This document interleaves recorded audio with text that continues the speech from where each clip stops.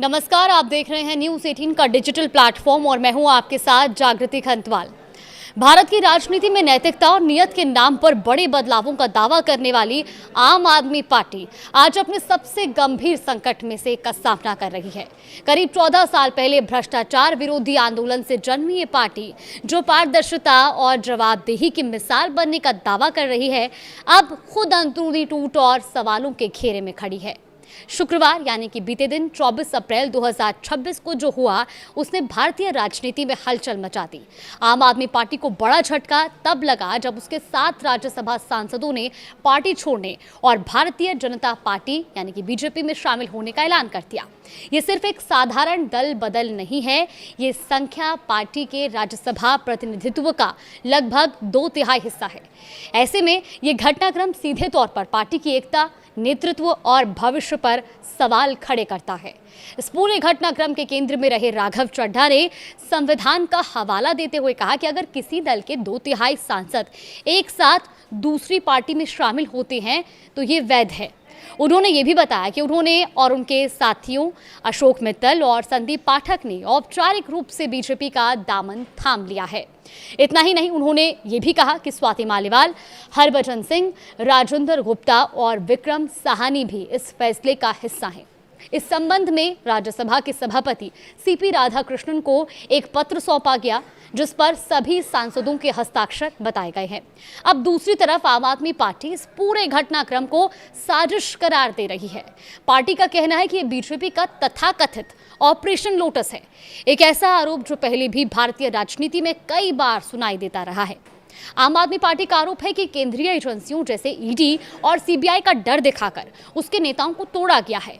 Party के वरिष्ठ नेता संजय सिंह ने कहा कि इस कदम के पीछे मकसद पंजाब में भगवंत मान सरकार को अस्थिर करना है। उनके मुताबिक ये सिर्फ राजनीतिक रणनीति नहीं, बल्कि पंजाब और उसके लोगों के साथ धोखा है। अब इस बीच बीजेपी ने इन नेताओं का स्वागत भी किया। पार्टी के राष्ट्रीय अध्यक्ष नितिन नवीन ने पार्टी मुख्यालय में मिठाई खिलाकर नए सदस्यों का स्वागत किया और सोशल मीडिया पर पोस्ट कर प्रधानमंत्री नरेंद्र मोदी के नेतृत्व में काम करने के लिए उन्हें शुभकामनाएं दी। ये तस्वीर एक तरफ जहां बीजेपी के विस्तार को दिखाती है, वहीं दूसरी ओर आम आदमी पार्टी की कमजोरी को उजागर करती है। हालांकि मामला यही खत्म नहीं होता। आम आदमी पार्टी ने इस कदम को नियमों के खिलाफ बताते हुए कार्रवाई की तैयारी शुरू कर दी है। आम आदमी पार्टी के राज्यसभा व्हिप एनटी गुप्ता ने कहा कि राघव चड्ढा, संदीप पाठक और अशोक मित्तल के खिलाफ शिकायत दर्ज कराई जाएगी, क्योंकि ये तीनों नेता आधिकारिक रूप से बीजेपी में शामिल हो चुके हैं। वहीं बाकी 4 सांसदों की स्थिति अभी सार्वजनिक रूप से स्पष्ट नहीं है, जिस पर भी पार्टी सवाल उठा रही है।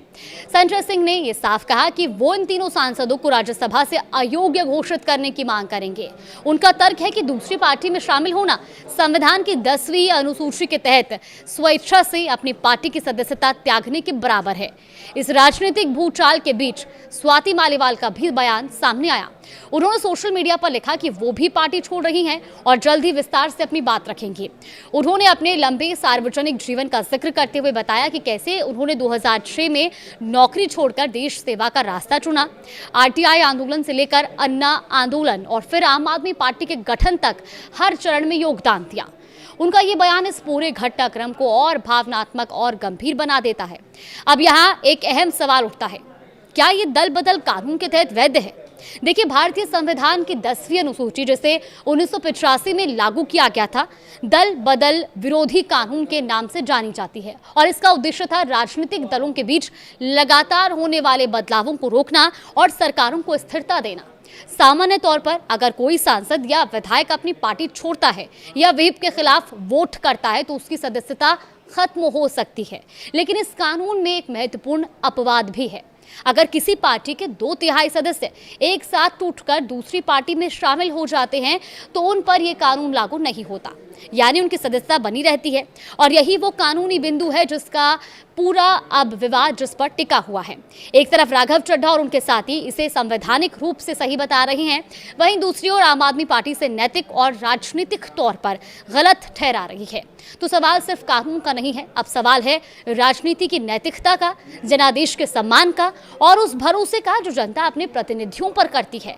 आने वाले दिनों में ये मामला सिर्फ संसद तक सीमित नहीं रहेगा, बल्कि अदालतों राजनीतिक मंचों और जनता के बीच भी चर्चा का केंद्र बनेगा।